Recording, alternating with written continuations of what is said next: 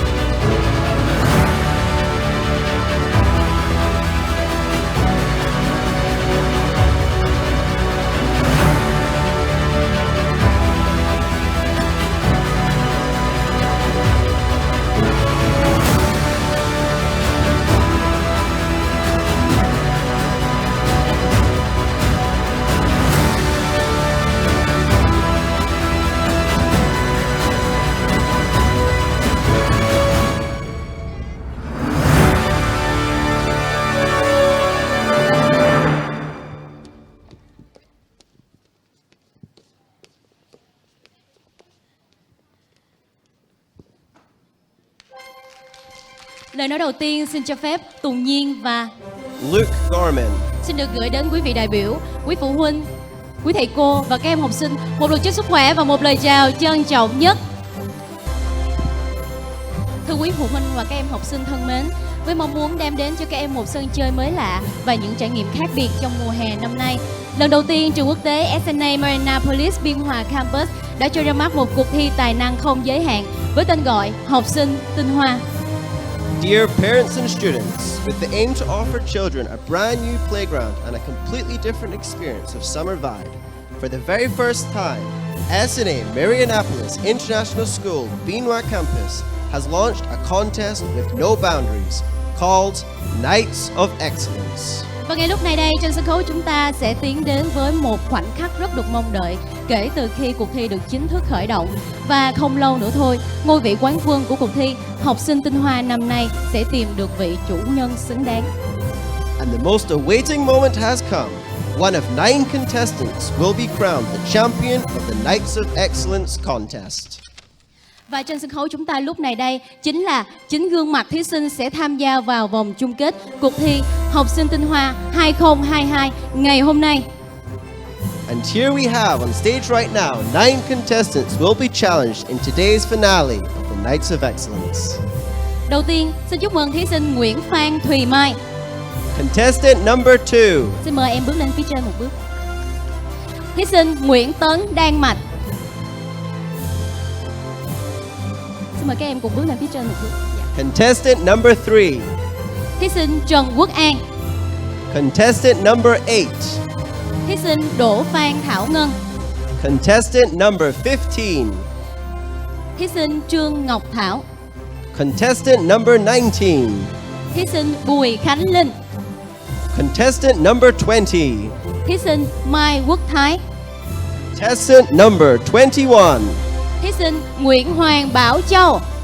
Contestant number 24. Và cuối cùng là thí sinh Mai Thùy Trúc Linh. And contestant number 25. Một tràng vỗ tay thật to nữa để khích lệ tinh thần cho các em chuẩn bị thật tốt bài thi cuối cùng của mình. Xin cảm ơn các em, xin mời các em về vị trí chuẩn bị. Thank you, contestants. Please now return to your seats.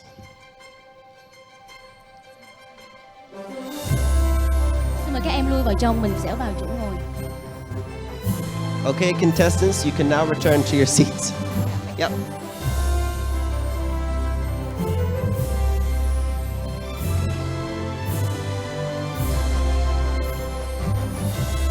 Trước khi cuộc thi được chính thức bắt đầu, ban tổ chức xin được trân trọng giới thiệu và kính mời lên sân khấu các thành viên hội đồng ban giám khảo ngày hôm nay, gồm có Before the contest officially starts, we would like to introduce and welcome onto the stage the Board of Judges.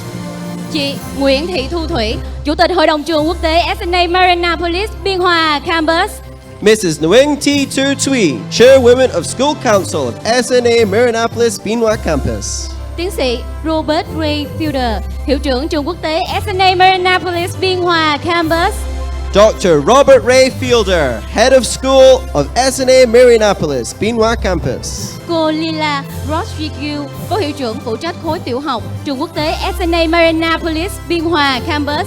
Miss Lila Rodriguez, Associate Head of Lower School of SNA Marinapolis Biên Hòa Campus. Và thầy Joseph Cloutier, Phó Hiệu trưởng phụ trách trường trung học cơ sở và trung học phổ thông quốc tế SNA Marinapolis Biên Hòa Campus. Mr. Joseph Cloutier, Associate Head of Middle and Upper School of SNA Marinapolis Biên Hòa Campus. Một tràng vỗ tay thật to nữa có được không ạ? Xin mời hội đồng giám khảo sẽ về chỗ ngồi.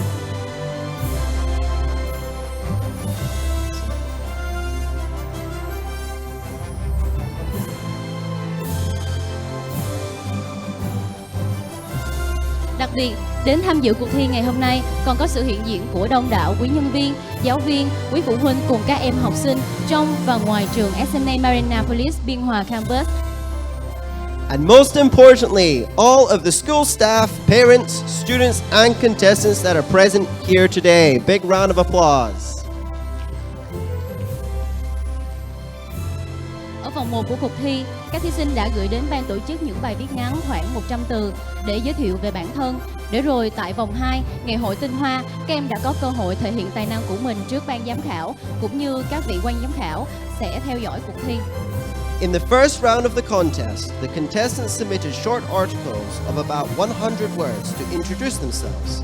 In the round 2, the date of excellence, the contestants had the opportunity to display their talents in front of the judges as well as spectators.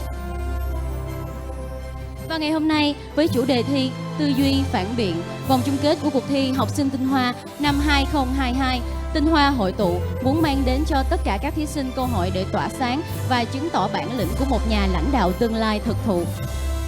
And today, with the theme of critical thinking, the finale of the Knights of Excellence contest in 2022, we would like to offer all contestants the opportunity to shine bright and exhibit the courage of a true future leader. Và ngay sau đây, chúng tôi xin được phổ biến thể lệ và một vài lưu ý cho vòng chung kết của cuộc thi Học sinh Tinh Hoa như sau. And now we would like to announce the rules and guidelines for the final round of the Knights of Excellence contest as follows. Tại vòng chung kết, các thí sinh sẽ phải trải qua 2 phần thi. Phần thi thứ nhất, trình diễn tài năng. Mỗi thí sinh sẽ có đúng 3 phút để thể hiện bài thi của mình trước hội đồng ban giám khảo theo chủ đề Tư duy phản biện. Thí sinh vui lòng lưu ý, hết 3 phút, tiếng kèn báo hiệu sẽ vang lên như sau.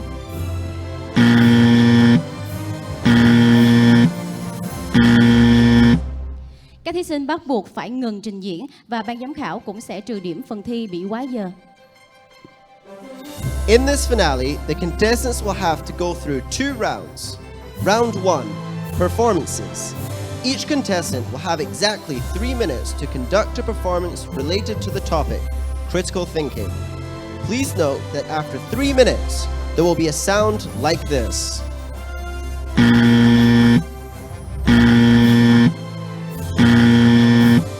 The contestant must stop their performance immediately.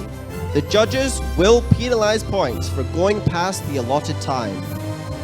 Dựa trên số điểm trung bình mà mỗi thí sinh có được từ hội đồng ban giám khảo, ban tổ chức sẽ chọn ra 6 gương mặt xuất sắc nhất để đi tiếp vào phần thứ 2, phần thi vấn đáp. Round 2 of the finale, Q&A round.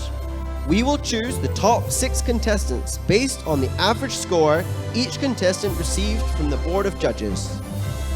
Ở phần thi thứ 2, mỗi thí sinh sẽ lần lượt bốc thăm câu hỏi đã chuẩn bị trong thùng và trả lời trong vòng 90 giây. Hết 90 giây, thí sinh bắt buộc phải ngừng phần thi của mình. Đây đều là những câu hỏi mà ban tổ chức đã ghi nhận được từ các vị ban giám khảo cũng như cộng đồng mạng xoay quanh chủ đề 6 thói quen tư duy. In the second round of the finale, each contestant will take turns to pick a draw corresponding to a question and answer in 90 seconds. After 90 seconds, the contestant must stop their speech promptly. These questions are collected from the board of judges and netizens around the topic, 6 habits of mind, Đó là sự chuẩn bị trong học tập, which includes preparation, sự chủ động trong học tập, participation, sự tìm tòi trong học tập, curiosity, tính tổ chức cao, organization, biết nói lên chính kiến cá nhân self-advocacy, và cuối cùng là tính kiên trì. and perseverance. Phần trả lời bằng tiếng Anh sẽ được xem là có lợi thế. It will be considered as an advantage to perform in English. Mọi người đã nắm rõ thể lệ cuộc thi chưa ạ? Vâng, và không để mọi người sẽ chờ đợi thêm lâu, vòng chung kết cuộc thi học sinh tinh hoa của trường SNA Marinapolis Biên Hòa Campus xin được phép bắt đầu. Let the show begin! Và mở đầu cho phần dự thi của các thí sinh là thí sinh Phan Thị Quỳnh Mai với số báo danh 002 sẽ gửi đến cho chúng ta một phần thi. To start off, please welcome our first contestant number 2. Phần dự thi của thí sinh Nguyễn Phan Thùy Mai xin được phép bắt đầu.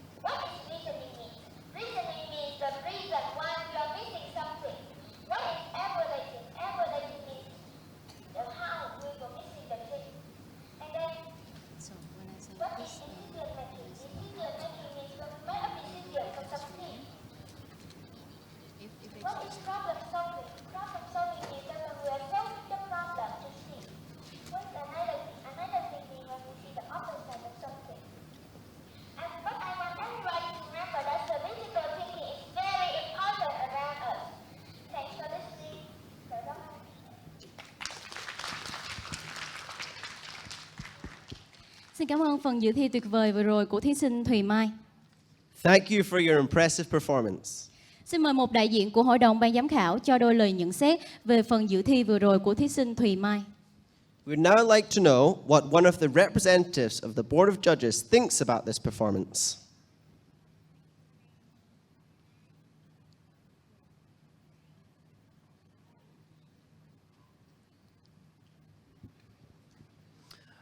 Okay, that was really well thought out. You seemed like you had your plan and you explained everything very well and very clear. So that was very good. Thank you.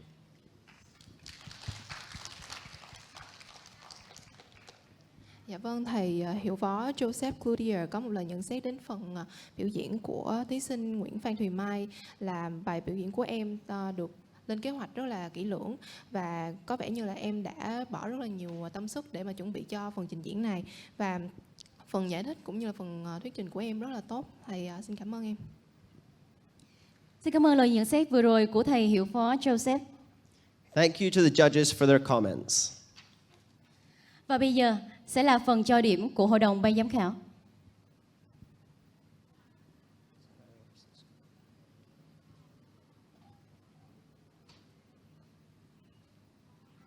Chị Thủy 4 điểm, thầy hiệu trưởng Robert 4 điểm, thầy Joseph 4 điểm, cô Lila 4 điểm.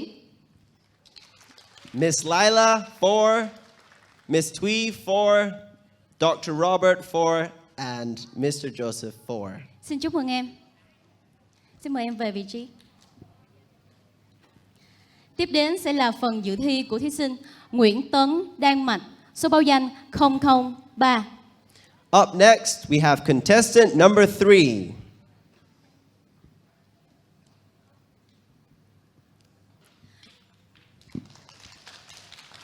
Phần dự thi của thí sinh Đan Mạch bắt đầu. Your time starts now.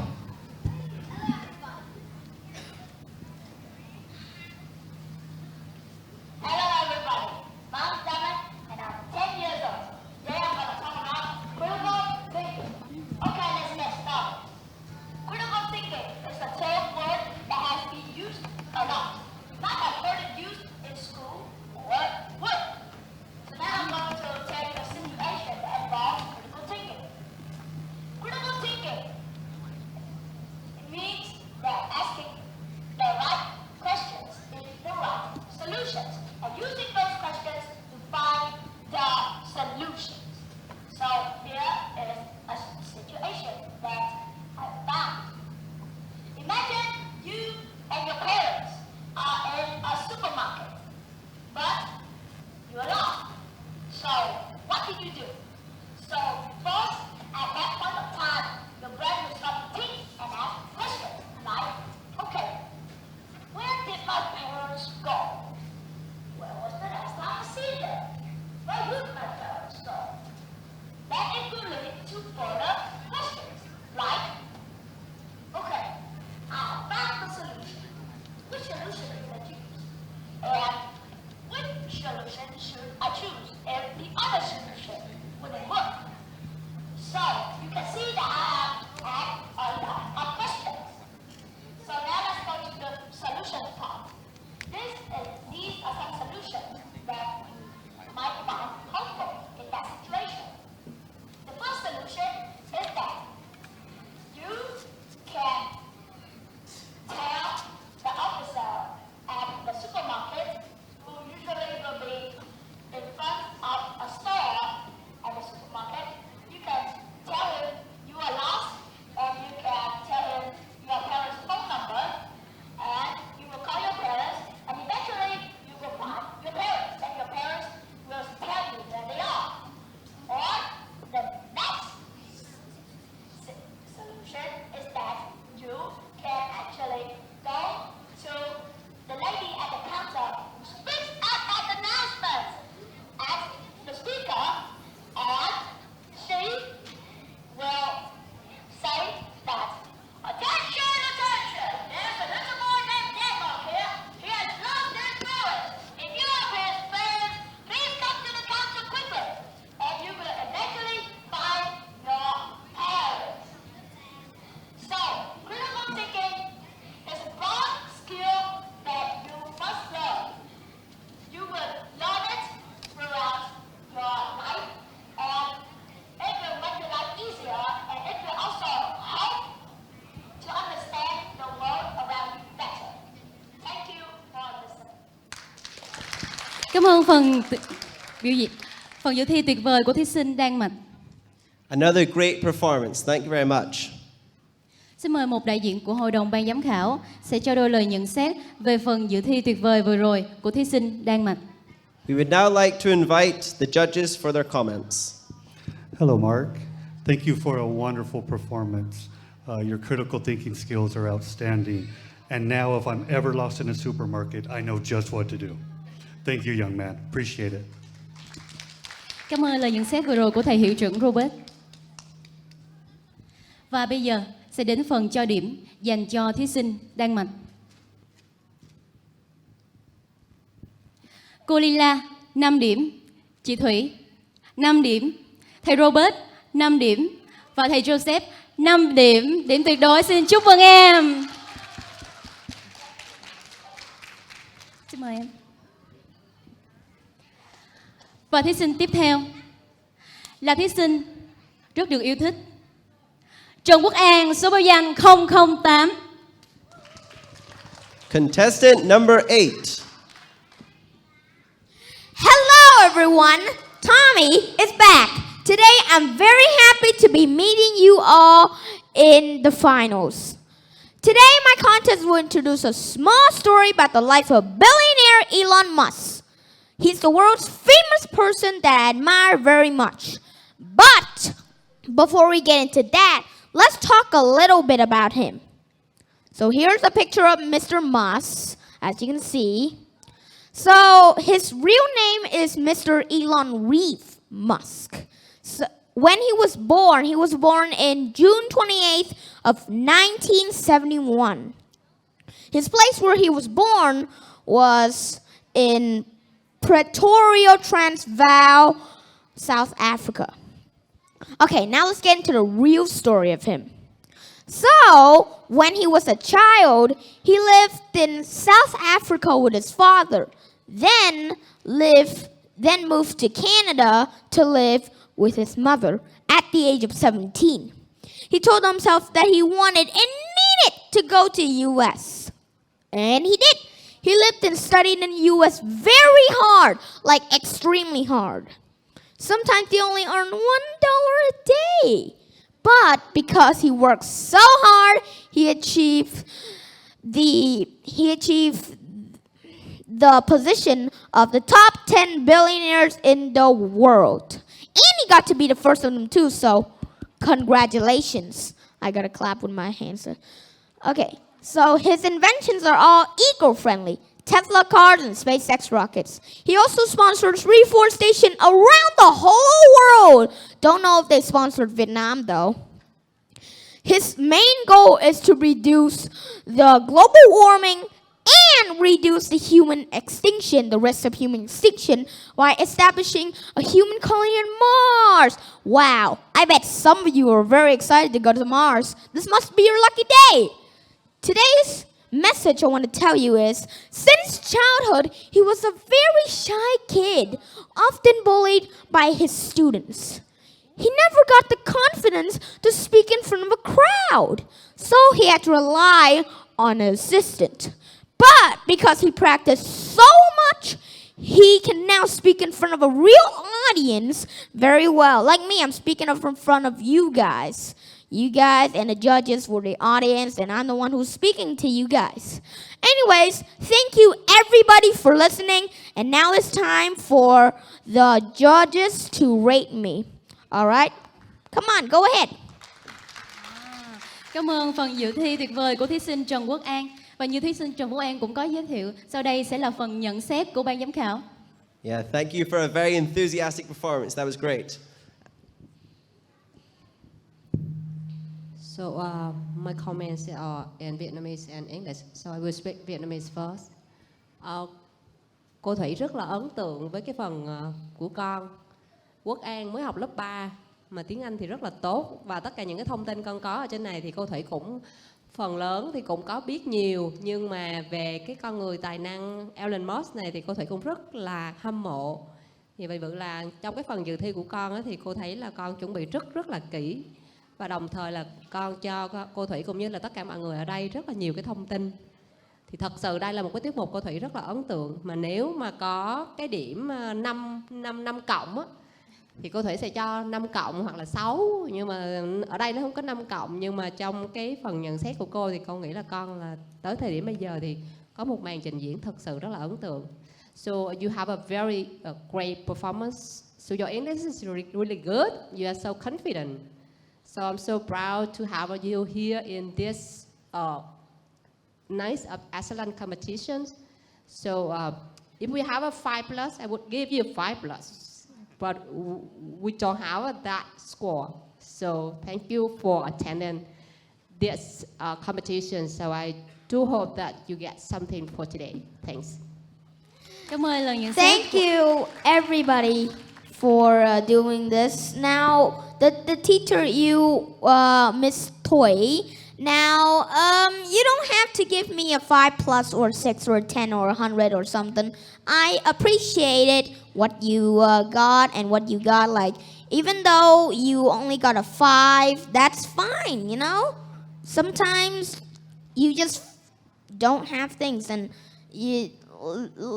sometimes you just don't have things, and you just hope that you would do better. So yeah, I still appreciate the number 5. I think it's the highest level in the whole school. So thank you very much.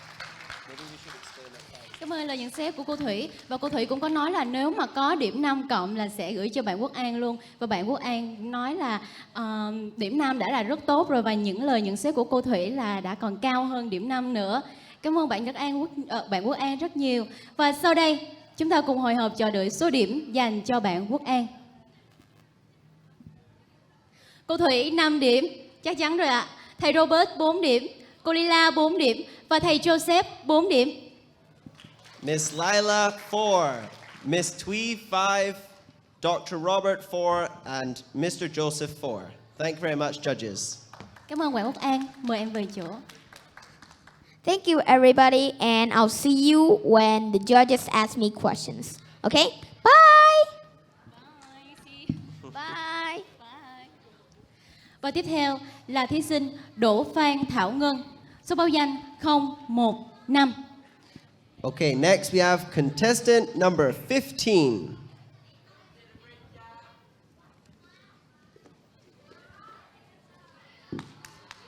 Good afternoon, ladies and gentlemen. My name is Đỗ Phan Thảo Ngân.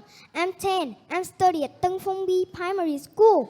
In my free time, I usually play a piano, skating, and play hide and seek. My favorite color is green and blue. I love pizza.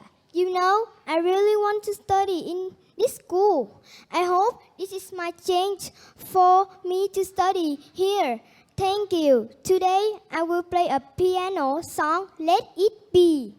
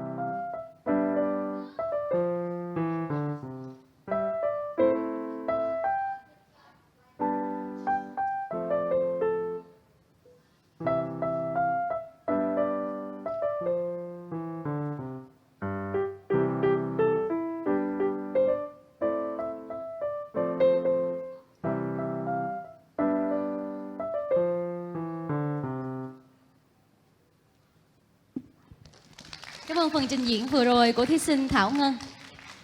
Thank you very much. That was a lovely piece on the piano. Xin mời một đội đại diện của Hội đồng Ban giám khảo sẽ cho đôi lời nhận xét về phần dự thi của thí sinh Thảo Ngân. We would now like to invite the judges for their comments. Thảo Ngân, thank you for being so confident. You're very natural on stage. We like to hear you naturally. It was very lovely. And it was very nice to see a different skill being shown. So lovely to see you very calm, playing your song, and very confident. Xin cảm ơn lời nhận xét của cô Lila. Và chúng ta cùng chờ đợi số điểm của Hội đồng ban giám khảo.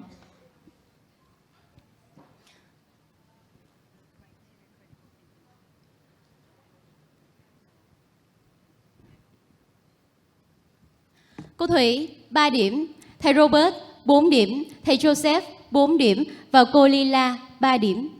Miss Lila 3, Miss Twee 3, Dr. Robert 4, and Mr. Joseph 4. Thank you very much. Xin chúc mừng Thảo Ngân. Xin mời Thảo Ngân về vị trí. Tiếp theo là phần dự thi của thí sinh Trương Ngọc Thảo, số báo danh 019. Contestant number 19.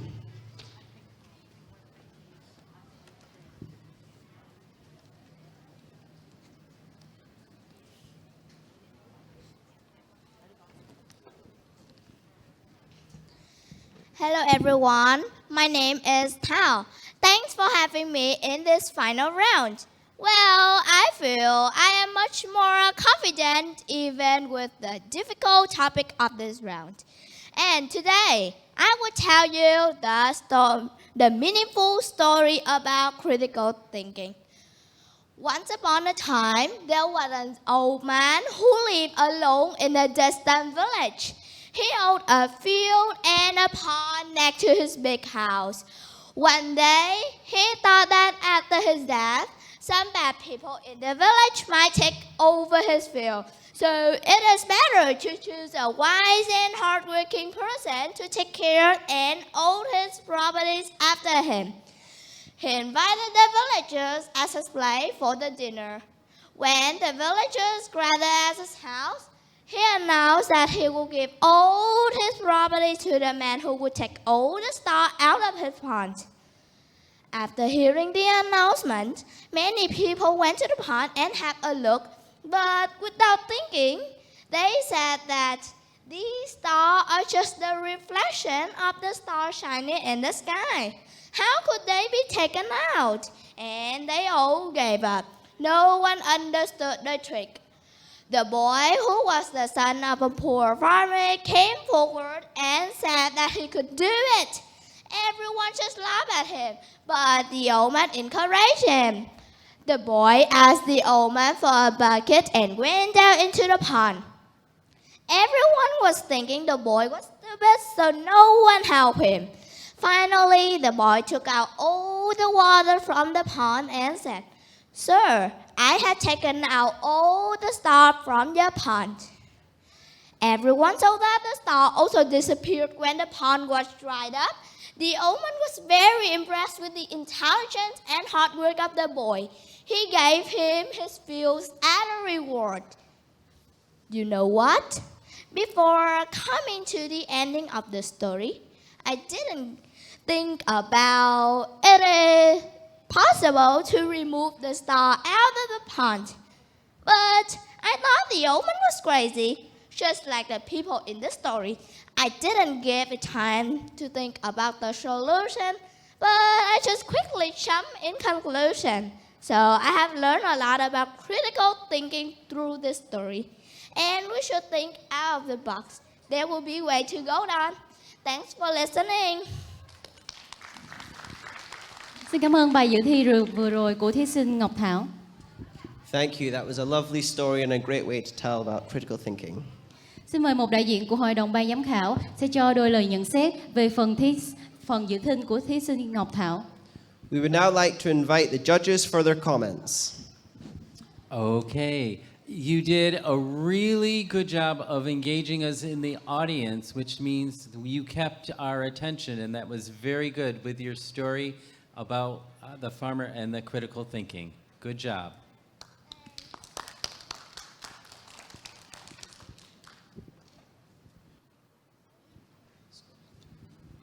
Xin cảm ơn lời nhận xét của thầy Joseph. Và sau đây sẽ là số điểm dành cho thí sinh Ngọc Thảo. Cô Lila 5 điểm, cô Thủy 5 điểm, thầy Robert 5 điểm và thầy Joseph 4 điểm. Miss Lila 5, Miss Twee 5, Dr. Robert 5, and Mr. Joseph 4. Thank you very much.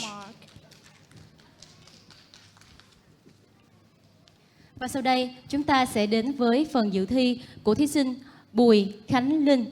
số báo danh 020. Our next contestant is contestant number 20.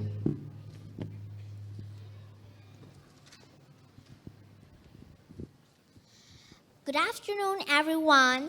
Word failed to say how excited and thankful I am for being on the stage of the SNA school today. I am bringing a very meaningful stories about thinking out of the box to the final round today. Hopefully, you can learn some values from the stories. Hundreds of years ago, in a small inland town, a merchant had a misfortune in business, so he borrowed a lot of money from an old and ugly moneylenders. The moneylenders really liked the merchant's beautiful daughters, so he proposed a bargain. He said he would forego the merchant's debt if he could marry the daughters. Both the merchants and his daughters were horrified by the proposals. The moneylender told them that he would put a black pebble and a white pebble into an empty bag. Then the girl would have to pick one pebble from the bag. If she picked the black pebble, she will become the moneylender's wife and her father's debt would be forgiven. If she picked the white pebbles, she didn't have to marry him, but her father's debt would still be forgiven. But if she refused to take a pebbles, her fathers would be thrown into jail. As they talked, the moneylenders bent over to pick up two pebbles in the merchant's gardens. The girl noticed that he had picked up two black pebbles and put them into the money bags. He then asked the girl to pick her pebble from the bags. If you had to advise her, what would you have told her? Do you think the girl should refuse to take a pebble, or she should show that there were two black pebbles to prove that the moneylender was a cheat, or she should pick a black pebble and sacrifice herself to save her father from his debt? What would you choose? Do you know what the girl will do? Then the girl put her hand into the money bag and took out a pebble. She pretended to accidentally drop the pebble among all the other pebbles on the pads. "Oh, how clumsy of me," she said. "But never mind, just check the remaining pebbles. If it's black, it means I have picked the white ones." Because the moneylender didn't dare to admit his dishonesties, so the girl had changed what seemed an impossible situation into an advantageous one. Sorry for the time, just give me some seconds. Through this story, we could learn a lesson about critical thinking that is always possible to overcome tough situations, because most problems have a solution. We just need to think about them differently and don't give in to the only option we think we have to pick from. Thanks for listening. Xin cảm ơn phần dự thi của thí sinh Khánh Linh. Thank you very much. Another great performance there. Xin mời một đại diện của Hội đồng ban giám khảo sẽ cho đôi lời nhận xét về phần dự thi của thí sinh Khánh Linh. We would now like to invite the judges for their comments. A wonderful, wonderful story. Thank you for sharing with us. You're very animated, and the bio I received and got to read on you, I loved it. You wrote an outstanding bio about yourself. Thank you for joining us in the competition. You did a great job. Thank you. Xin cảm ơn lời nhận xét của thầy hiệu trưởng Robert. Và sau đây chúng ta cùng chờ đợi số điểm dành cho thí sinh Khánh Linh.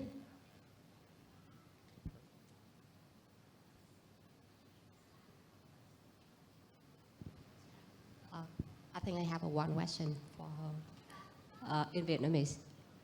Cô Thủy hỏi con chút xíu, tức là cô Thủy thấy ở đây là con ở Bà Rịa Vũng Tàu. Thì khi mà con xuống đây để con tham gia dự thi ấy, thì con có sắp xếp cái chỗ ở như thế nào khi mà con dự thi ở đây không? Dạ có, tại là con có ở đây một đêm ạ. Con đang ở đâu ở trong trường? Dạ con ở khu nội trú của giáo viên. Và con khi mà con ở trong khu nội trú của giáo viên thì con cảm thấy cái trường này như thế nào vào ban đêm cũng như là ban ngày khi mà con ở đây một đêm rồi? Dạ, con cảm thấy cái trường này rất là đẹp và rất là sạch sẽ và thoải mái ạ. So I just asked her about how she arranged accommodation because she lived in Bà Rịa Vũng Tàu City. So she stay on the campus. She loved the campus. Cảm ơn con rất là nhiều. Cảm ơn. Cảm ơn câu hỏi của cô Thủy. Và chúng ta cũng có thể thấy được là sự cố gắng của em khi đã vượt qua một chặng đường rất xa từ Bà Rịa Vũng Tàu cho đến trường của chúng ta. Và sau khi bài dự thi của em có hết giờ, em cũng cố gắng để hoàn thành bài dự thi của mình. Một tràng vỗ tay thật lớn cho Khánh Linh. Và chúng ta cùng hồi hộp chờ đợi số điểm đến từ ban giám khảo.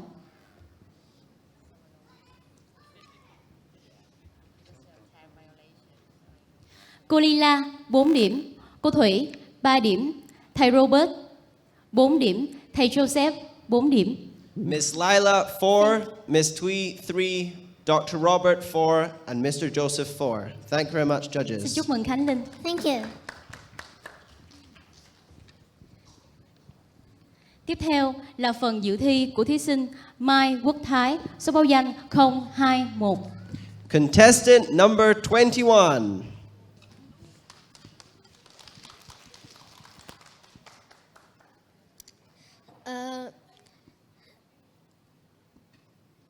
Hello everyone, it's very good to see you in the final round. Well, I really like the topic of this round. It's about critical thinking. It might sound difficult for older kids at my age, but to me it's nothing. It's because I use critical thinking ability quite frequently as a part of my survival skills. So, today I would tell you guys a story that happened to me and my sister in the past school year. So, because of my sister refusing to go to school and my mom being a full-time teacher, I had to take care of my sister every day. Well, one day while taking care of my sister, there was a man disguising as a technician calling us out from the gate. I picked my head out from the window and asked him what was up. He said to let him in to repair the air conditioner as requested by my mom. Hearing so, my sister immediately ran outside with the keychains ready to open the door. Well, relating to the story, the big bad wolf and the 7 little goats, I pushed her back and grabbed the keychains and locked the door. As I know my mom won't answer the phone call while teaching, I called my next door neighbor. Hearing her voice, the thief, the man disguising as the technician worker, immediately ran away. The same afternoon that day, there was a robber reported in our neighborhood, and I immediately suspected that the guy was the suspect. So I wonder what would happen if I let him in. It somehow freaks me out while thinking about that moment, and you guys are probably wondering right now, how could a small kid, a little kid like me, act so quickly and smartly? It's not that my parents teach me how to deal with every situation I face in life, but it's about me using critical thinking ability to help me process the information logically. Well, to be a critical thinker is quite easy. You just need to think twice before you jump into action or the conclusion. Oh, it's most importantly to ask questions like why, how. It would let you see from older perspective and also to let you stay safe from the bad tricks of the bad person, and would help you find the best solution for your problems. And remember, if at school or at home someone is unfair to you, remember to raise your voice. And this is also my message to older children today. Thank you for listening. Xin cảm ơn phần dự thi của thí sinh Quốc Thái. Thank you. That was an excellent story and you're a very brave boy. Xin mời một đại diện của Hội đồng ban giám khảo sẽ cho đôi lời nhận xét về phần dự thi của thí sinh Quốc Thái. We would now like to invite the judges for their comments. Ty, I'm really impressed that you started with a personal story. It's really nice to hear what happened and how you wrapped up with your reflection. I like 2 sentences that you said. You said it's important to ask questions. I really agree with that. And remember to raise your voice. I'm very impressed. Xin cảm ơn lời nhận xét của cô Lila. Thank you for your comment. Và chúng ta cùng chờ đợi số điểm sẽ dành cho Quốc Thái.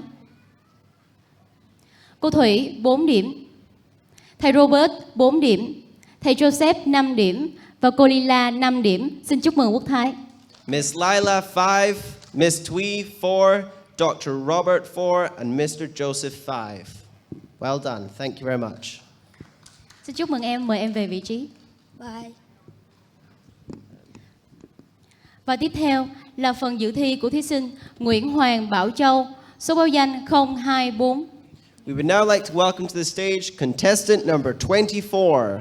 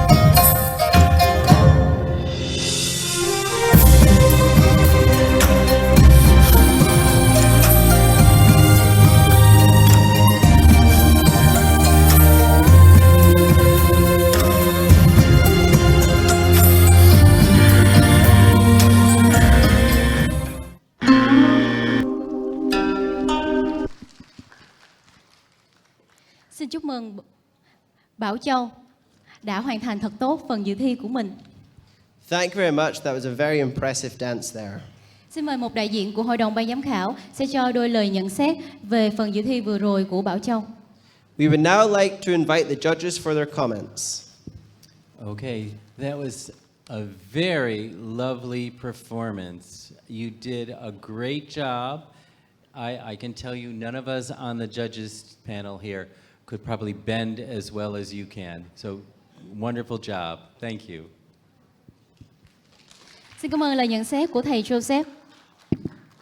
Và sau đây sẽ là số điểm dành cho Bảo Châu.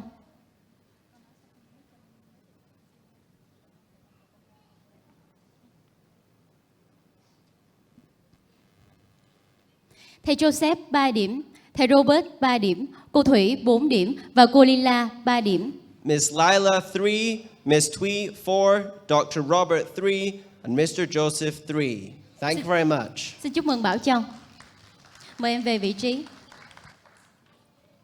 Và thí sinh cuối cùng của chúng ta, Mai Thùy Trúc Linh, số báo danh 025. We would now like to welcome to the stage contestant number 25. Hi everyone, my name is Anas. I'm 8 years old. I study at ABC schools. I would like play piano.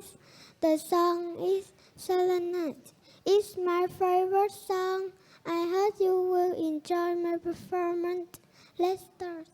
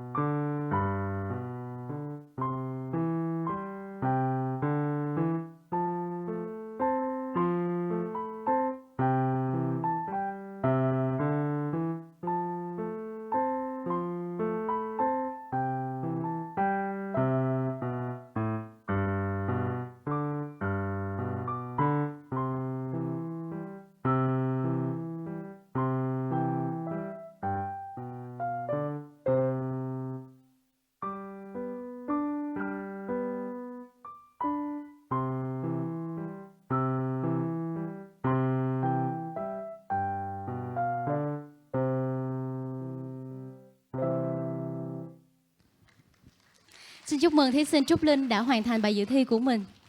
Xin mời một đại diện đến từ Hội đồng ban giám khảo sẽ cho đôi lời nhận xét về phần dự thi của thí sinh Trúc Linh.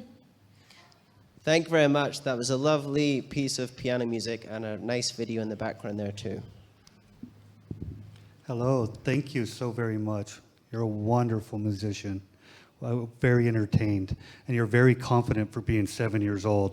It's outstanding. Thank you so very much for joining us in this performance. Xin cảm ơn lời nhận xét của thầy Robert. Và sau đây sẽ là số điểm dành cho Trúc Linh. Cô Thủy 4 điểm, thầy Robert 3 điểm, thầy Joseph 3 điểm và cô Lila 3 điểm. Miss Lila 3, Miss Twee 4, Dr. Robert 3, and Mr. Joseph 3. Thank you very much. Xin chúc mừng Trúc Linh và trước khi Trúc Linh rời sân khấu, Trúc Linh cũng có một đôi lời muốn chia sẻ. And that was our last contestant.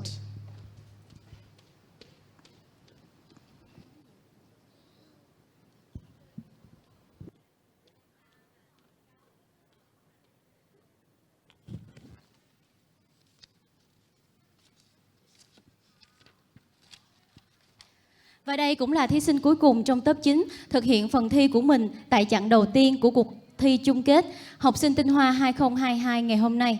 Chúc mừng 9 thí sinh đã hoàn thành phần dự thi của mình. Congratulations to all 9 contestants for successfully completing their performances. Và để các thí sinh của chúng ta có thêm thời gian chuẩn bị tốt hơn, cuộc thi sẽ tạm nghỉ giải lao trong vòng 10 phút. Các thí sinh, quý phụ huynh và các em học sinh có thể nghỉ ngơi tại chỗ hoặc thưởng thức ly trà nhẹ mà nhà trường đã chuẩn bị phía bên ngoài hội trường.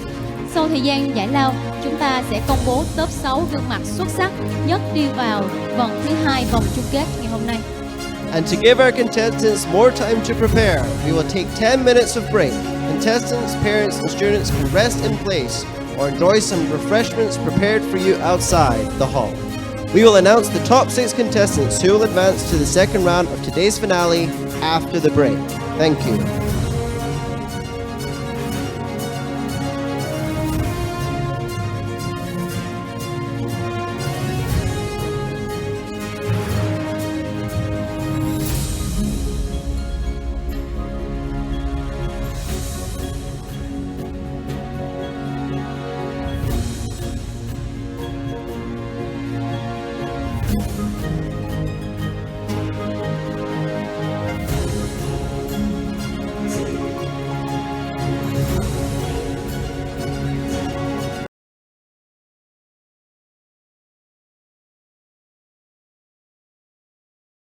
Phụ huynh và các em học sinh đã quay trở lại vòng chung kết của cuộc thi Học sinh Tinh Hoa 2022. Sau đây, chúng tôi xin được phép công bố 6 thí sinh có điểm trung bình cao nhất đến từ Hội đồng ban giám khảo. Và các em cũng sẽ là những ứng cử viên sáng giá cho ngôi vị quán quân của cuộc thi Học sinh Tinh Hoa mùa đầu tiên được tổ chức bởi trường quốc tế SNA Marinapolis, Biên Hòa Campus. Welcome back to the finale of Nights of Excellence. We would like to announce the top 6 contestants in the first season of the Nights of Excellence competition run by SNA Marinapolis International School, Biên Hòa Campus. These 6 contestants have received the highest average scores from the judges, and they will also be the best candidates for the title of Champion of Nights of Excellence. Và trên tay chúng tôi ngay lúc này đây là phong bì công bố top 6 chung cuộc. Xin mời Luke sẽ mở phong bì ra. It's your honor to open the envelope. Thank you very much.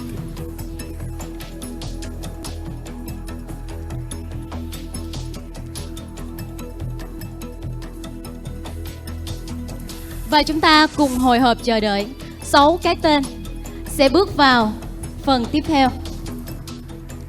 Thí sinh đầu tiên, xin mời thí sinh Mai Quốc Thái, số báo danh 021. Contestant number 21. Thí sinh tiếp theo, Bùi Khánh Linh, số báo danh 020. Contestant number 20. Thí sinh tiếp theo, Trương Ngọc Thảo, số báo danh 019. Contestant number 19. Trần Quốc An, số báo danh 008. Contestant number 8. Và Nguyễn Tấn Đan Mạch, số báo danh 003. Contestant number 3. Và thí sinh cuối cùng, Nguyễn Phan Thùy Mai, số báo danh 002. And contestant number 2. Xin chúc mừng top 6 sẽ bước vào phần thi tiếp theo. Xin mời các em lùi vào trong để mình chuẩn bị cho phần thi vấn đáp. Xin mời top 6 mình sẽ lùi vào trong. Lùi vào trong. Lùi vào trong. Xin mời top 3. 3 thí sinh còn lại chúng ta sẽ bước lên phía trên để nhận những phần quà. Congratulations to all 6 contestants who made it to the second round of the finale. Một tràng vỗ tay thật to cho các em được không ạ? And a big round of applause to Những phần our trình diễn rất 3 tuyệt vời. contestants. Các em đã có những phần trình diễn rất tuyệt vời và giành được giải khuyến khích tại vòng chung kết cuộc thi Học sinh Tinh Hoa ngày hôm nay. They delivered excellent performances as well and get to take home the Grit Awards in today's finale. Xin trân trọng kính mời anh Nguyễn Đặng Biệt Chương, Phó Giám đốc điều hành hệ thống trường quốc tế SNA sẽ lên sân khấu và trao giải cho các em. Xin trân trọng kính mời anh. Please welcome onto the stage Mr. Nguyen Dang Viet Trung, the Deputy Managing Director of SNA International School System, to award our contestants. Các thí sinh đoạt giải khuyến khích sẽ nhận được một suất học bổng 25% học phí năm học đầu tiên tại trường SNA Marinapolis với trị giá giải thưởng 89.250.000 đồng. Winners of the consolation prize will receive a scholarship worth $89,250,000, which would cover 25% of their tuition for 1 year at SNA Marinapolis.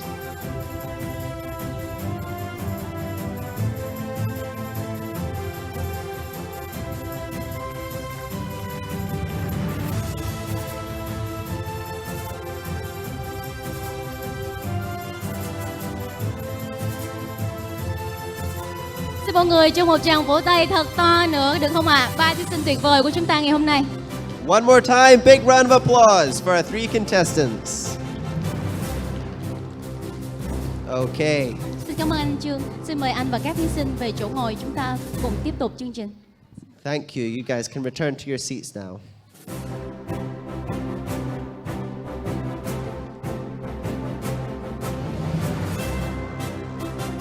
Thưa quý vị đại biểu, quý phụ huynh và các em học sinh thân mến, không để mọi người chờ đợi lâu thêm nữa, ngay sau đây sẽ là phần thi thứ 2, phần thi vấn đáp của cuộc thi Học sinh Tinh Hoa 2022. Chúng tôi xin được phép nhắc lại thể lệ vòng thi như sau.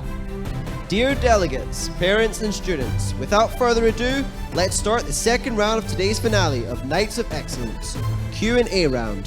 We would like to repeat the rules and guidelines for this round as follows. Ở phần thi này, mỗi thí sinh sẽ lần lượt bốc thăm câu hỏi đã được chuẩn bị trong thùng và trả lời trong vòng 90 giây. Hết 90 giây, thí sinh bắt buộc phải dừng lại phần thi của mình. Đây đều là những câu hỏi mà ban tổ chức đã ghi nhận được từ các vị ban giám khảo cũng như cộng đồng mạng xoay quanh chủ đề 6 thói quen trong tư duy. Phần trả lời bằng tiếng Anh sẽ được xem là có lợi thế. In the second round of this finale, each contestant will take turns to pick a draw corresponding to a question and answer in 90 seconds. After 90 seconds, the contestants must stop their speech promptly. These questions are collected from the Board of Judges and netizens around the topic 6 Habits of Mind. It will be considered as an advantage to perform in English. Phần thi thứ 2 của cuộc thi Học sinh Tinh Hoa 2022, phần thi vấn đáp xin được phép bắt đầu. Let round 2 begin.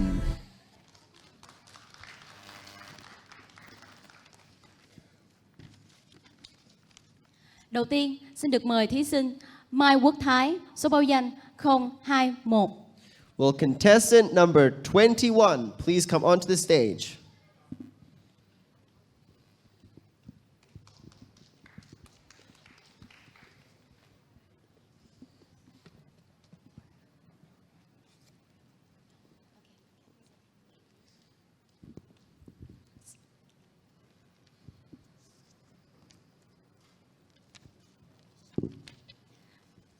Câu hỏi dành cho Quốc Thái như sau. Khi thấy bạn của mình bị bắt nạt trong trường thì con sẽ làm gì? When you see your friend being bullied at school, what will you do? 90 giây dành cho Quốc Thái. Bắt đầu. If I see my friends get bullied at school, well, if people that doesn't know or never heard of critical thinking, they would not help their friends who is being bullied. Well, for me, it's kind of weird, but I would stand up for my friends and say like, stop hitting him. If you hit him, I'll tell the teacher or your parents. And well, normally the kids who never heard of critical thinking will think that if I say something that he will hit me or bully me for the rest of my school year. Well, it's not that you think, but you should use critical thinking to help your friends and also raise your voice like I said in my speech. So that's my answer. Xin cảm ơn Quốc Thái với phần trả lời của mình. Thank you. That was a very good answer. Xin mời Quốc Thái vào trong.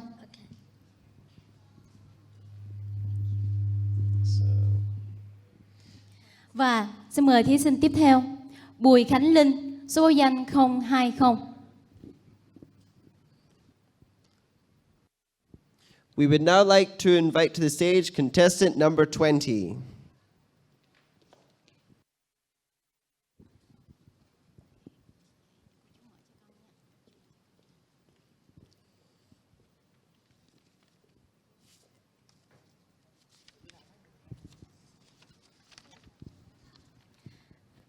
Câu hỏi dành cho Khánh Linh như sau.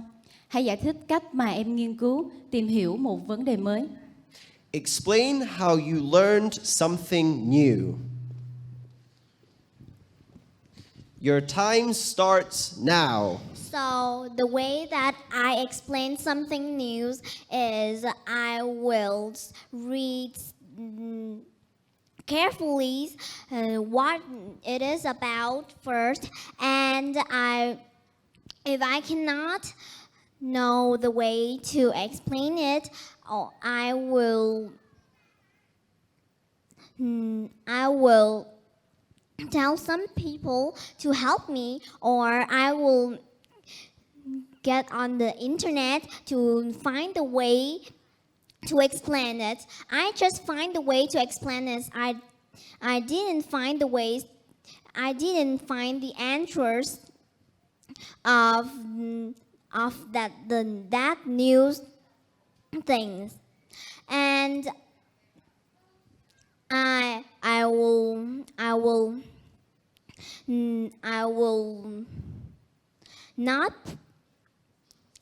not asking some people about to do like it is homework and I cannot do it.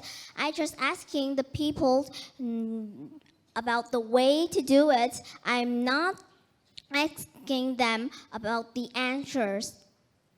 So that is my answers. Thank you. Xin cảm ơn câu trả lời của Khánh Linh. Thank you very much. That was a very good answer. Xin mời Khánh Linh vào trong. Và thí sinh tiếp theo, Trương Ngọc Thảo, số báo danh 019. Please come to the stage, contestant number 19.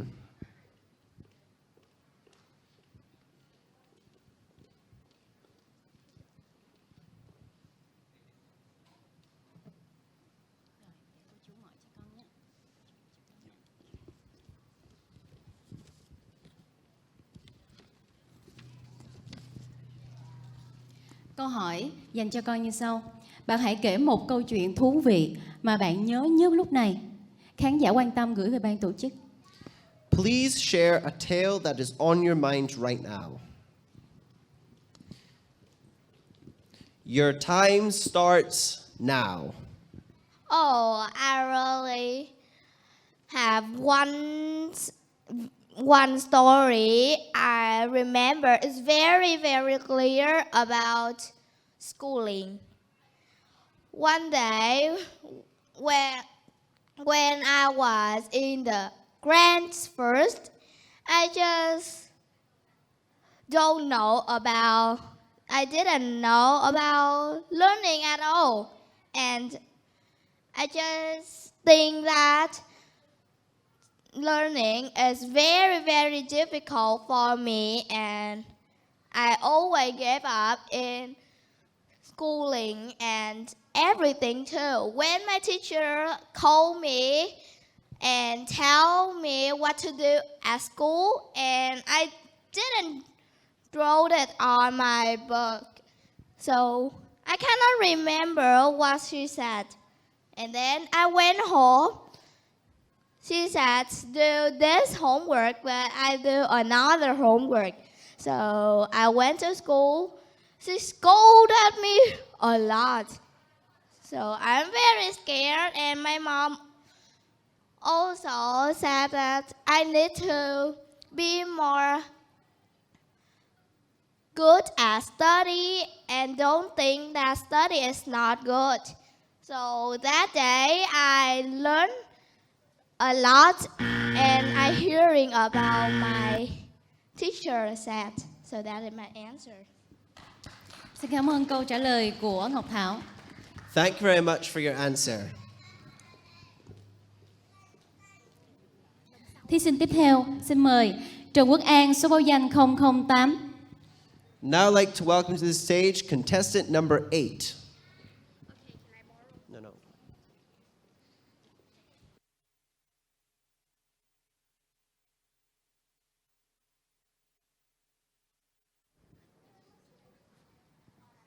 I thought I had one, but I had two. Oh, Okay, yeah. hold on. Okay. Wait a sec. We'll read it first. One or two, Yeah, just one. Yeah. Okay. Listening. Nếu được trở thành nhóm trưởng của một câu lạc bộ, em sẽ chọn câu lạc bộ nào và tại sao? Câu hỏi từ giám khảo Lila. If you could be the leader of a new school club, what club would you choose and why? Okay, your timer starts now. I think that it might be my birthday. It might be someone else's birthday, but it might be my birthday because I'm the leader of it. I'm the one who made the club, and I'm also the leader of the club, probably. So that was my answer. It's not really great, but, okay. That was my answer. Thank you so much. Cảm ơn câu trả lời của Quốc An. Okay, thank you very much for your answer. All right, I'll see you later. See you later. Và tiếp theo là thí sinh Nguyễn Tấn Đan Mạch, số báo danh 003.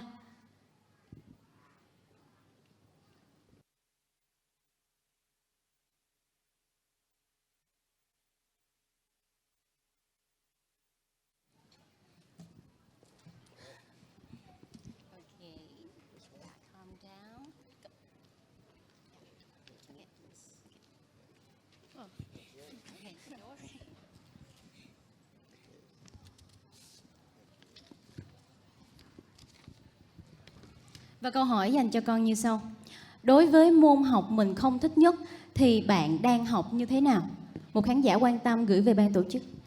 As for the subject you do not like the most, how are you studying? Okay, your timer starts now. So, first, I want to say that my not favorite is math, and I really don't like math because there are so much numbers and I calculate them. So, yeah.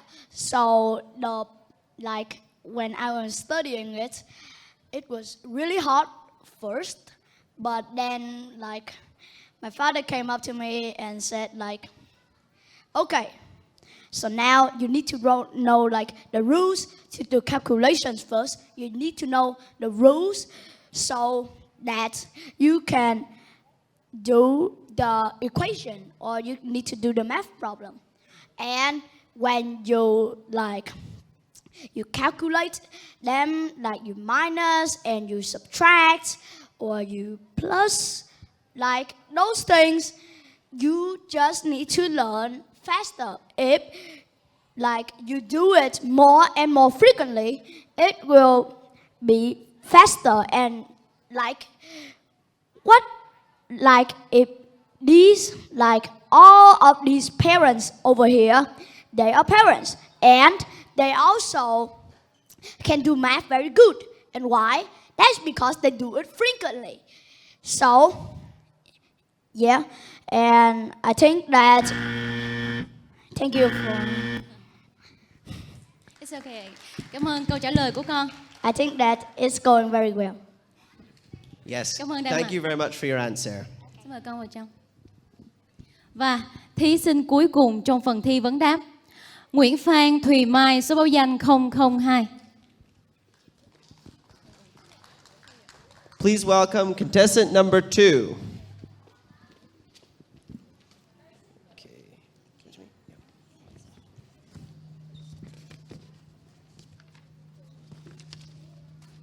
Và câu hỏi dành cho con như sau. Em thích môn học nào nhất và lý do tại sao? Câu hỏi từ giám khảo Robert Fielder. What subject most interests you and why? I like English because it's fun. Also, I can learn a lot of things from English. And I see that English is fun because we can learn a lot of things about, and we can also go around and talk with other people. So it is very fun to learn English. I'm done. Dạ, và cảm ơn câu trả lời của Thùy Mai. Okay, thank you very much for your answer. Và đó cũng là phần thi cuối cùng, khép lại vòng chung kết của cuộc thi học sinh tinh hoa diễn ra ngày hôm nay. And that was the last contestant speech to close today's finale of the Nights of Excellence. Tiếp theo ngay sau đây sẽ là những màn trình diễn vô cùng lôi cuốn và hấp dẫn được thực hiện bởi các em học sinh tài năng của trường SNA Marinapolis, Biên Hòa Campus. Xin mời quý vị cùng thưởng thức. And now please welcome talented students of SNA Marinapolis, Binhua Campus, and their amazing performance.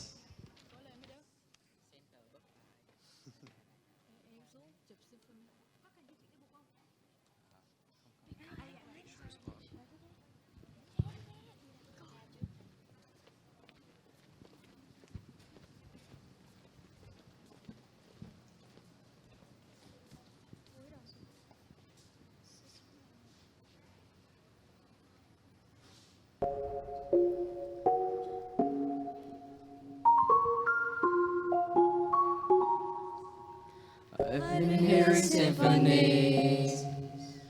Before all I heard was silence. A rhapsody for you and me. And every melody is timeless. Life was stringing me along. Then you came and you cut me loose. Was solo singing on my own. I can't find a key without you. And now your song is on repeat. And I'm dancing on to your heartbeat. And when you're gone, I feel incomplete. So if you want the truth, I just wanna be part of the symphony. We hold me tight and don't let go. Symphony. Love song on the radio. We'll hold me tight and not let go. I'm sorry it's all too much. Every day you're here, I'm healing. I was running out of luck. I never thought I'd find this feeling. 'Cause I've been hearing symphonies. Before all I heard was silence. A rhapsody for you and me. And every melody is timeless. And now your song is on repeat. And I'm dancing on to your heartbeat. And when you're gone, I feel incomplete. So if you want the truth, I just wanna be part of your symphony. We hold me tight and don't let go. Symphony. The love song on the radio. We hold me tight and don't let go. Ah, ah, ah, ah, ah, ah. Ah, ah, ah, ah, ah, ah. And now your song is on repeat. And I'm dancing on to your heartbeat. And when you're gone, I feel incomplete. So if you want the truth, I just wanna be part of the symphony. We hold me tight and don't let go. Symphony. The love song on the radio. Symphony. The love song on the radio. Symphony. The love song on the radio. We hold me tight and not let go.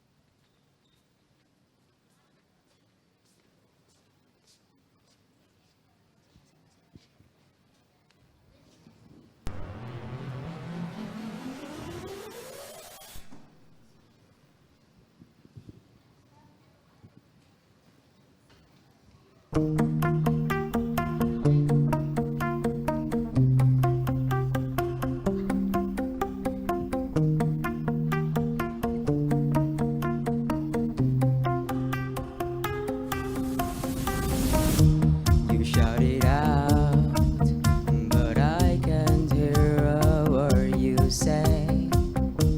I'm talking loud, not saying much. I'm pretty shy, but I am feeling ricochet. You shut me down, but I get up. I'm bulletproof, nothing to lose. Fire away, fire away. Ricochet, you take your hands. Fire away, fire away. You shut me down, but I won't fall. I'm titanium.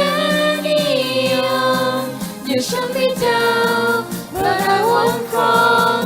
I'm titanium.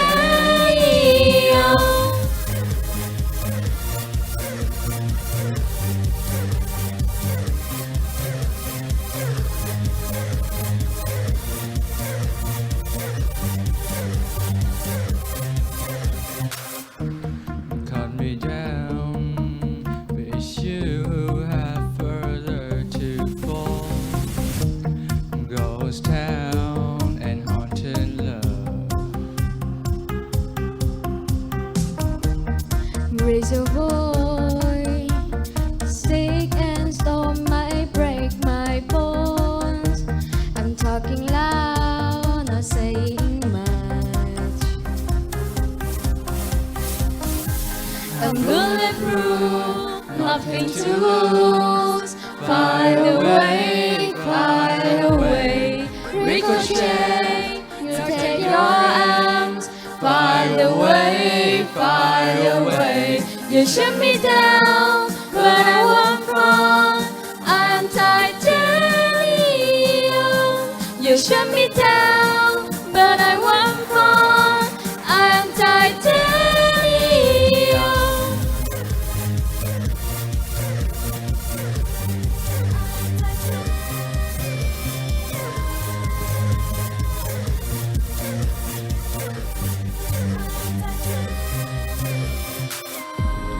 Stone heart, machine gun, firing at the ones who run.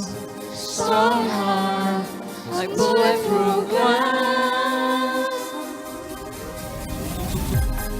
Shut me down, but I won't fall. I'm titanium. You shut me down, but I won't fall. I'm titanium. You shut me down, but I won't fall. I'm titanium. You shut me down, but I won't fall. I'm titanium.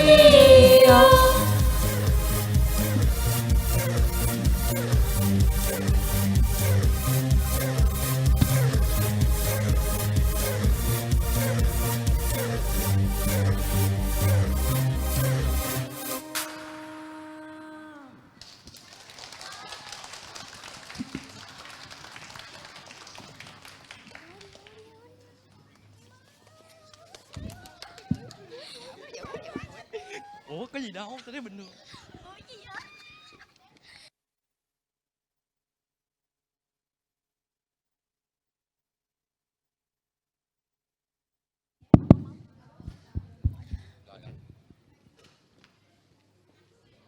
Một tràng vỗ tay thật to cho những tiết mục thật là tuyệt vời, phải không ạ?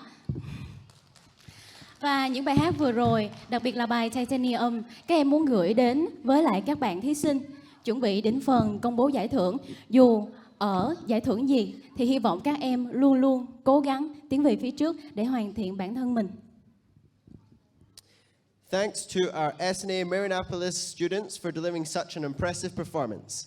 And now, without any further ado, here is the ranking of the top 6 finalists of the Nights of Excellence 2022 contest. Xin trân trọng kính mời cô Lila Rodriguez, Phó Hiệu trưởng phụ trách khối tiểu học trường quốc tế SNA Marianapolis, cùng thầy Joseph Cloutier, Phó Hiệu trưởng phụ trách khối trung học cơ sở và trung học phổ thông trường quốc tế SNA Marinapolis lên sân khấu để cùng chúng tôi công bố và trao giải thưởng cho 3 cái tên xuất sắc đạt giải ba của cuộc thi Học sinh Tinh Hoa 2022. Please welcome onto the stage Miss Lila Rodriguez, Associate Head of Lower School of SNA Marinapolis, Binwa Campus, and Mr. Joseph Cloutier, Associate Head of Middle and Upper School of SNA Marinapolis, Binwa Campus, to announce and award the third prize to our contestants. Và trên tay chúng tôi lúc này đây là phong bì giải ba vẫn còn niêm lại. Xin mời Luke sẽ có danh dự mở phong bì này ra. It's your honor to open the envelope. Thank you very much.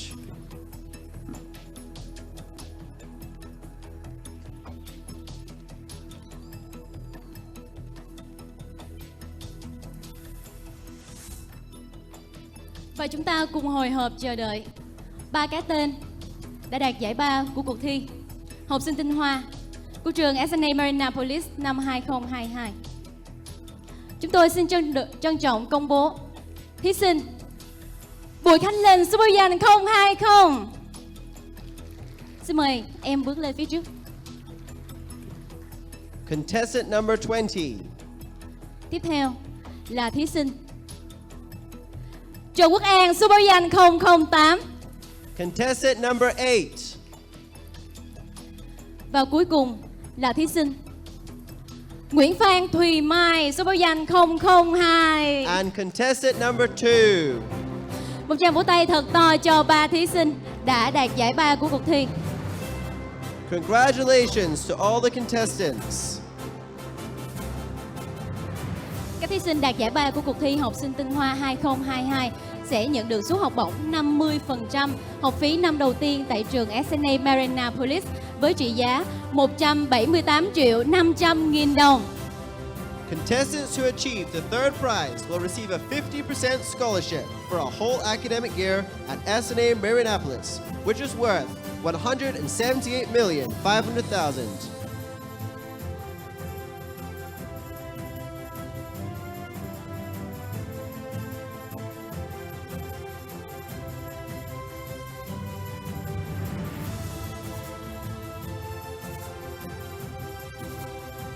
Xin chúc mừng các em vì chặng đường các em đã cố gắng trong cuộc thi Học sinh Tinh Hoa.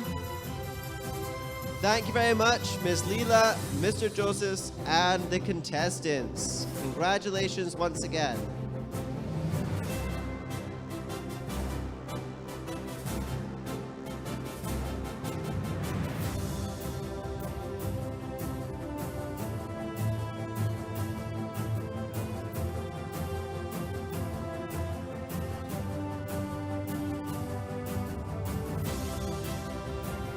Một tràng vỗ tay thật to cho 3 thí sinh của chúng ta được không ạ? A big round of applause to the 3 third place winners. Và xin cảm ơn cô Lila, thầy Joseph và các thí sinh. Okay, thank you. You can all sit down now. Thank you very much.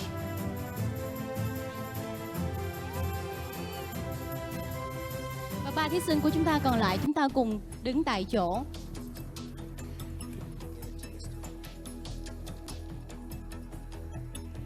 Và cuối cùng, thời khắc quan trọng cũng đã đến. And now, behold our top 3 contestants who fight for the title of champion of the Knights of Excellence. Thời khắc mà chúng ta vô cùng chờ đợi để biết ai sẽ trở thành quán quân của cuộc thi Học sinh Tinh Hoa trong 3 thí sinh còn lại.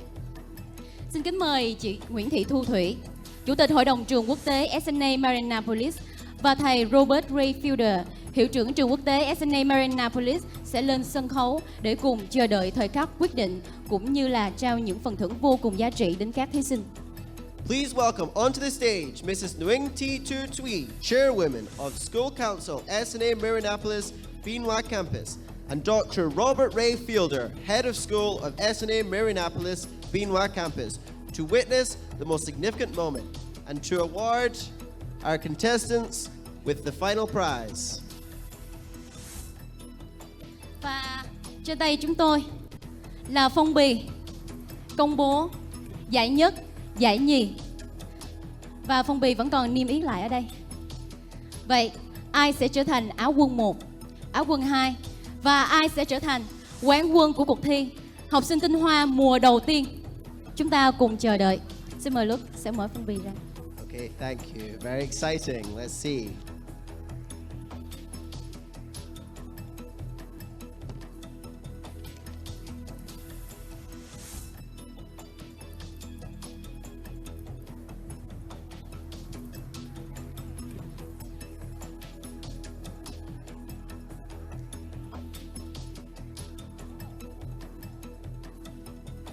Và chúng tôi xin được công bố giải áo quân 2 trước.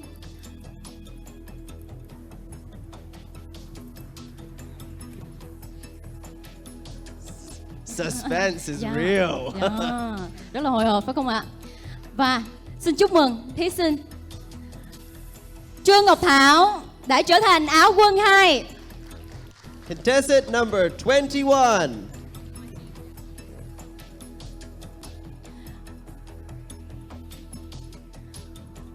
Mời Ngọc Thảo mình có thể lùi xuống tí xíu. Dạ. Và mời hai thí sinh còn lại tiến lên phía trước. Mời hai thí sinh còn lại tiến lên phía trước. Một bước nữa. Một bước nữa. Và ai sẽ vinh dự nhận được chiếc cúp này đây? Chúng ta còn 2 thí sinh. Và không để quý vị hồi hộp lâu hơn nữa, quý vị khán giả đang ở hội trường ngày hôm nay dự đoán ai sẽ trở thành quán quân trong hai bạn Quốc Thái và Đan Mạch. Quý vị hãy la thật to lên cái tên mà mình dự đoán là quán quân ạ. Ai cổ vũ cho Quốc Thái ạ? Còn Đan Mạch thì sao ạ? Quán quân của cuộc thi học sinh Tinh Hoa 2022 của trường SNA Marina Police thuộc về Nguyễn Tấn, Đan Mạch, số báo danh 003. The champion, Xin chúc contestant mừng number em. 3. Có nghĩa là Quốc Thái đã trở thành áo quân 1. Xin chúc mừng Quốc Thái.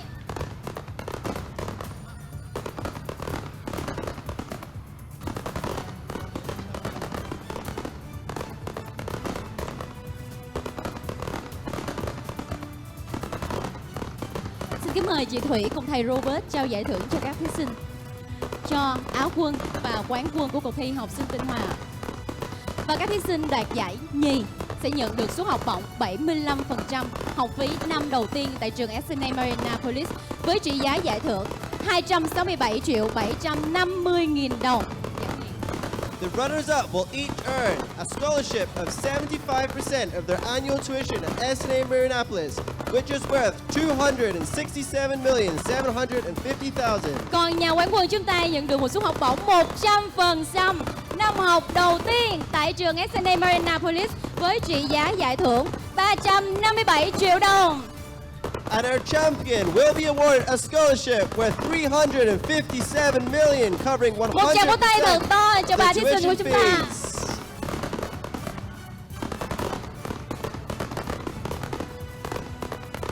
Một lần nữa xin được chúc mừng cho tất cả các thí sinh ngày hôm nay. Xin mời các thí sinh chúng ta có thể lên sân khấu chụp một tấm hình lưu niệm. Các thí sinh cũng xin vui lòng lưu ý hãy liên hệ ngay với bộ phận tuyển sinh của nhà trường muộn nhất là từ 3 đến 5 ngày để được hướng dẫn thủ tục nhập học tại trường trong năm học mới 2022 và 2023 nhé. Congratulations to all of our contestants today. Contestants, please remember to get in touch with the admissions team of the school right after the contest, or at the latest within 3 to 5 days. Như vậy hành trình của cuộc thi học sinh Tinh Hoa 2022 đã chính thức được khép lại.